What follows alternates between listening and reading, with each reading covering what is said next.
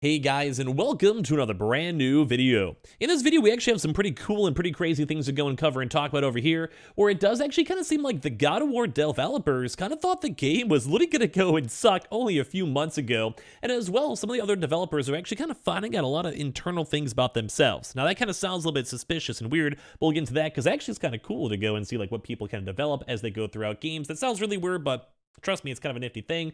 And as well, we also have some kind of brand new news in regards to some big Doom drama that's been floating around. Some Sonic Frontier news too as well that basically was making everyone sick. And just a lot of random gaming news that's been going on throughout these past few days. So make sure you guys are subscribed with the notifications on as well for our $500 giveaway going on the channel itself for either the PS5, Xbox, or all that other good stuff too. We have the Twitter and Twitch stream down below in case you guys would like to go and follow, especially for those bonus entries, and of course as well the Target links and Amazon sign-up links too, in case you guys want to go check those on out, all linked down below. So very first and foremost, we actually had a kind of a crazy story. So I have already checked out God of War. I'll probably start a brand new fresh playthrough probably even tonight, but basically the God of War devs were apparently all absolutely freaked out and worried that the game itself was just not going to be an actually good game. So basically the God of War devs were panicked. They were worried that God of War Ragnarok was not going to be good just a few months ago. So it's apparently hard to believe now that they've had a chance to see the finished product. So God of War Ragnarok launches today, and if those who experienced it from this point on are anything like most of its reviewers, there's a very real chance it'll win lots of awards in the coming months. However, just a few months ago, the creators were literally so convinced that it wasn't even going to be a good game. Like, they were worried, they were scared that it was going to suck. So basically the reveal, the team behind Ragnarok doubted what they were making with time running out. And people were getting, they were getting scared. They were worried it wasn't going to be good, like everything put together. So via an recent interview with Eric Williams for GQ, they were freaking out that it was only 3 months ago, like basically just like a few weeks ago, saying, holy crap, the game's not good. What are we supposed to do? The director said, building on the reveal, that he had just left a room filled with those same people, and all I can think to say ahead of the game's launch was, thank you, which is very wholesome to see. Like, I'm happy that the reception so far has been really good for God of War. Some folks are saying it's kind of mediocre. My first 2 hours it was insane, and everything else onwards, I kind of liked it. So Cory Barlog shed a little light on how a game can feel like that with only a few months to go, likening the final stretch to riding a horse. When the horse decides it wants to run and it just starts going, you feel like you have no control and you're just holding on, Barlog explained. That's presumably what the Ragnarok team felt like after questioning whether their creation was actually any good. And I do think, if you guys want to give your thoughts, if you guys had a chance to check it out so far, the game was great. So even though Barlog, Williams, and the rest of the God of War team must have known they had created something special by the time it went gold, so whenever the game was fully set, they still must have breathed a collective sigh of relief when reviews started to filter in.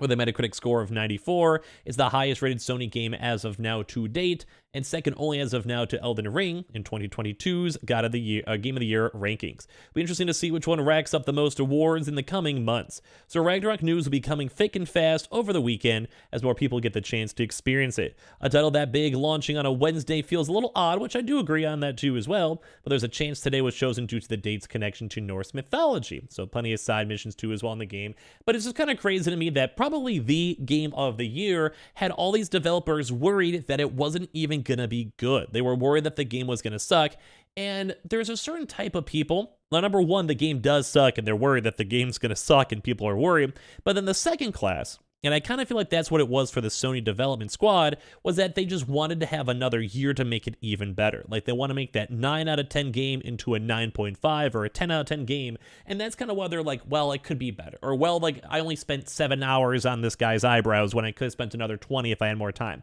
Like, all of that type of stuff kind of speaks volumes on how good the entire development squad was, how good everyone involved was, and at the end of the day, I just like seeing the fact that this game is going good, shipping good, and has good reviews, because my first impression was very good. But on an even more interesting note, so one of the God of War directors discovered he actually had aphantasia during development. Now, I find that actually very intriguing, very weird to go and see, because at the end of the day, like, that's intriguing. Like, funny enough, I think even my ex-girlfriend had that too as well. And if you guys don't know what aphantasia is, it's basically just really hard to create mental images in one's head.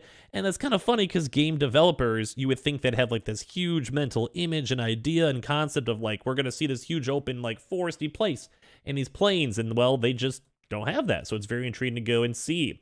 So they've had a lot of chances to kind of be like, hey, like this was a different style going into it, but like their team with the writing staff and everything, they were like, hey, I had this happen in my life. and then you were wondering if there's a way to inject that into the character, and like what's missing. And they haven't really had a chance to go and do that in like a lot of other various games. Like some games don't have like a soul and life. That's why it's kind of cool to see God of War 1 turn into God of War Ragnarok, because it did kind of seem like a lot of stuff was really, really nifty. I don't know, it looks like the devs really did have a really tender heart for the game, and I think that's why the game turned out so well. Now, interestingly enough, Sonic Frontier developers literally were getting motion sick as they're playing.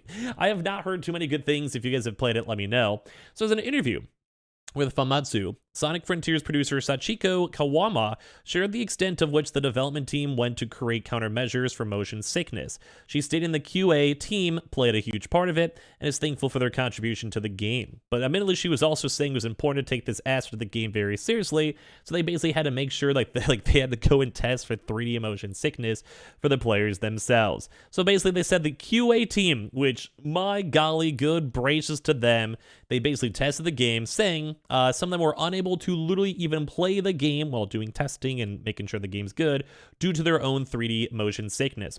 I thought it would be a shame if countermeasures were not taken, so this is something that we decided to take very seriously. In the end, we prepared a lot of countermeasures to reduce the amount of 3D motion sickness, and that's kind of crazy that this game itself was literally making people sick. Now, I still haven't had a chance to check out Sonic Frontiers, and I really would like to in the near future, so let me know if you guys have had a chance to check it out at all.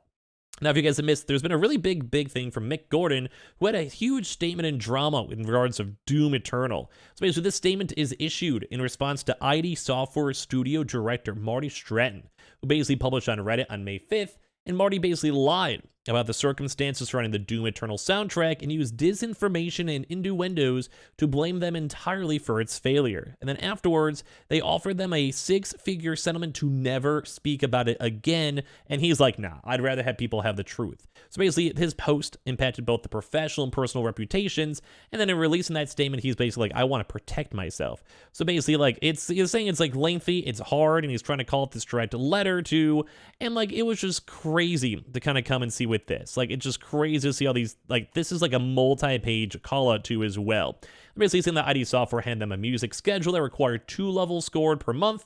Tight, although not impossible.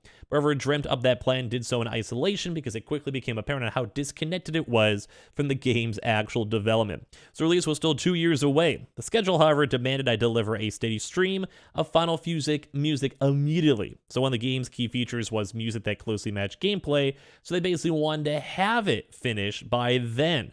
And like kind of goes like if you guys ever worked, like, it's a lot of effort, but you also have to have specific time for QA. They want to make sure the features are good. You want to make sure everything's on top of stuff. And, like, that's a pretty big deal when it comes to these things. It's very, very big. And he's like, basically, people are kind of trying to call him out and say, like, hey, all this issue, like, it's your fault too as well. So basically, he was even trying his best to go and fix solutions. And, like, hey, like, I should, say that I started on a big, like, really tight schedule. And I have a schedule meeting on Thursday where I'm hoping we can smooth it out a little too because it's currently insane. And it's already causing issues too as well.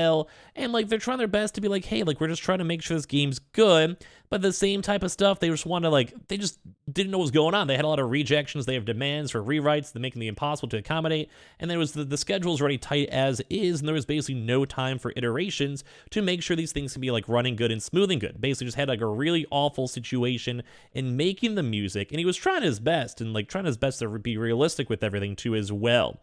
And like they have all these different types of proof where it's like, hey, this is a follow-up call I had with folks. Certain phrases and languages I've used in the email reference various points in the call, and they've been misinterpreted based on your response. At the bottom of this email, I've attempted to clarify these points, but I also want to take the opportunity to explain the situation more clearly. So as instructed, I couldn't start work until the paperwork was signed. We had a kickoff call that didn't happen until mid-March, then immediately put them at a 2-week disadvantage, and then their schedule wanted deliveries every 4 weeks, and with 2 weeks, like, you basically have to run around to start a project. Like, you guys ever start a new job, it takes a while to kind of get caught up, and then once you're involved, you're kind of good to go. But it kind of just goes to show this guy was in, like, an awful situation. They didn't really know what to do. They were asking for revisions, but on top asking for revisions, they just want to know what's going on. And there's also issues then, too, as well with pay, too, where he said he hasn't been paid since December of 2018, 8 months ago, and he raised those issues multiple times and haven't gone anywhere too as well. Like, and he's like, I'm down to crunch, I'm down to work hard, but like you guys have these incredibly hard demands and still haven't been paid in the first place. and you're seeing all this type of stuff, and it just looks insane. And like everyone's like, oh my god, the Doom soundtrack was awesome, but basically there was like no strategy, they had no plans, like the developer crunches were really hard, and the entire game was just mismanaged and all over the place, and it was kind of, well, bad for his own business. So kind of awful stuff to see. So give me your thoughts and comments down below, and as well, make sure you guys are subscribed with the notifications on as well for the brand new PlayStation 5 $500 Xbox giveaway. We have the Twitter and Twitch room down below. You have the Weeble, Target, all the other stuff as well down below, and I appreciate you guys all so much for watching here in the first place.